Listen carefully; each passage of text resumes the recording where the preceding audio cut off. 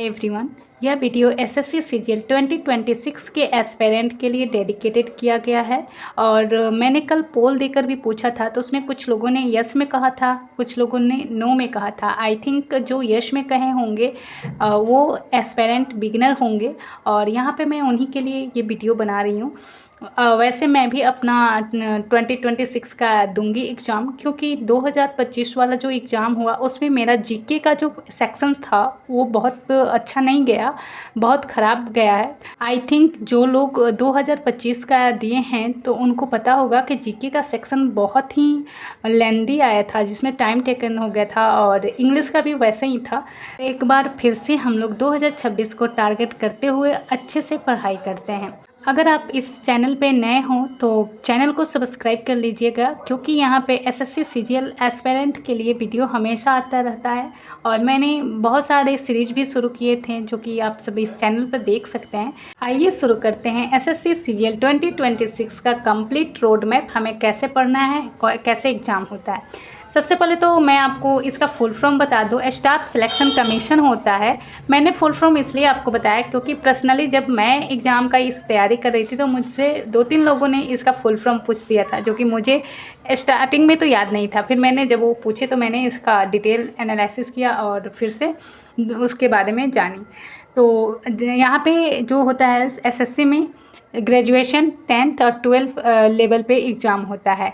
अगर आप SSC CGL को टारगेट किए हैं तो आपका ग्रेजुएशन होना आवश्यक है। सीएचएसएल के लिए 12 पास और सीपीओ के लिए ग्रेजुएशन, एमटीएस के लिए 10th पास।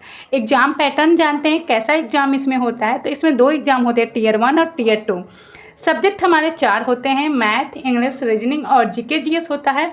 और यहाँ पे नंबर ऑफ़ क्वेश्चन जो होता है वो 25-25 होता है, यानी 25 क्वेश्चन मैथ का, 25 क्वेश्चन इंग्लिश का, 25 क्वेश्चन ही रीजनिंग का, जीके जीएस का भी 25 क्वेश्चन रहते हैं।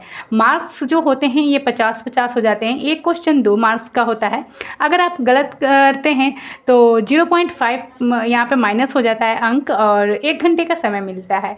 और यहाँ पे मैं आपको बता दूँ कि जैसे 200 का होता है हमारा एग्ज़ाम टियर 1 का, तो आपको टारगेट करना है 160 प्लस मॉक टेस्ट में लाना, और परसेंटाइल आपका होना चाहिए 95। अगर आपका सिलेबस कंप्लीट हो तब यहाँ पे, अभी तो हम लोग, अगर आप बिगिनर हो तो आप यहाँ पे क्या करेंगे कि कंप्लीट अभी करेंगे अपना सिलेबस, फिर सेक्शनल टेस्ट देंगे, मॉक टेस्ट देंगे, उसके बाद ये करेंगे तो आपका स्टार्टिंग में नंबर कम आए मॉक टेस्ट में तो घबराइएगा नहीं, क्योंकि जब भी हम शुरुआत करते हैं तो हमारा नंबर कम आता है, उसके बाद ही इंक्रीज होता है।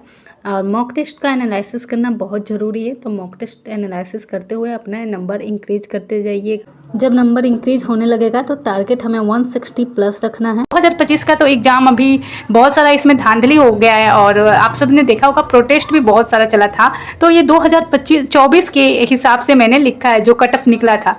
तो जनरल के लिए 153.18, ओबीसी के लिए 146.26, ईडब्ल्यूएस के लिए 142.01, और एससी के लिए था 126.45, एसटी के लिए था 111.88%। और ये इतना क्लियर हमें करना था, और इतना अगर आप ला देते तो आपका टियर 1 क्लियर हो जाता है। टियर 2 को आप टारगेट करते। टियर 2 का क्या सिलेबस जानते हैं? सिलेबस तो सेम ही रहता है, सिर्फ क्वेश्चन इंक्रीज हो जाता है। मैथ में क्वेश्चन के नंबर्स हो जाते हैं 30, रीजनिंग में भी 30, इंग्लिश, और यहाँ पे क्या होता है 2 सेक्शन में हो जाता है हमारा। पहले आपको मैथ और रीजनिंग करना होगा, और इसके लिए 1 घंटा समय मिलेगा। फिर मिलेगा आपको सेक्शन 2 के लिए जीके जीएस, और इसमें भी आपको 1 घंटा का समय मिलेगा। और इंग्लिश में नंबर ऑफ क्वेश्चन 45 हो जाते हैं, जीके जीएस में 25। तो आपको ध्यान देना होगा स्टार्टिंग से ही इंग्लिश पे, क्योंकि इंग्लिश का ज़्यादा वेटेज रहता है टियर 2 में। यहाँ पे आपको सेक्शन 3 में कंप्यूटर होता है, जो कि क्वालिफाइंग नेचर्स का होता है, यानी 20 नंबर्स का होता है, 60 क्वेश्चन होते हैं, और 15 मिनट इसके लिए टाइम मिलता है। तो ऐसे हमारा टियर 2 होता है, भी होता है 2000 की। तो ये हमारा अगर टियर 1 और टियर 2 आप क्लियर कर लेते हैं तो आपको एसएससी सीजीएल में कोई अच्छा पोस्ट मिलता है। टियर 2 का हमारा टारगेट स्कोर होना चाहिए 345 प्लस, और परसेंटाइल 95% होता है। और ये सारा अभी आपको बहुत ज़्यादा लग रहा होगा कि इतना मार्क्स कैसे आएगा, लेकिन अगर आप एग्ज़ाम के लिए प्रिपरेशन शुरू कर देते हैं और सब्जेक्ट आपका कंप्लीट रहता है, सिलेबस, मॉक टेस्ट देते हैं, एनालिसिस करते हैं, और प्रैक्टिस बहुत बार, रिवीजन भी बहुत बार लगता है इसमें, तो नंबर्स आने लगते हैं। कल के वीडियो में हम जानेंगे चारों सब्जेक्ट से कौन कौन से टॉपिक हमें पढ़ना है और कौन कौन से ऐसे टॉपिक है जिनसे कम नंबर का क्वेश्चन बनता है। ये बात जानना ज़रूरी होता है, क्योंकि अगर हम नहीं जाने ना कि किस टॉपिक का वेटेज ज़्यादा है तो हम अपने एग्ज़ाम में अच्छे नंबर्स नहीं ला सकते हैं। वैसे तो हमें जो सारा पढ़ना होता है, सारा टॉपिक आपको पढ़ना है, पर जिसका वेटेज ज़्यादा हो उस पर ज़्यादा फोकस करना पड़ता है। तो थैंक यू मेरे साथ बनने के लिए, और चैनल को सब्सक्राइब अवश्य ही कर दीजिएगा।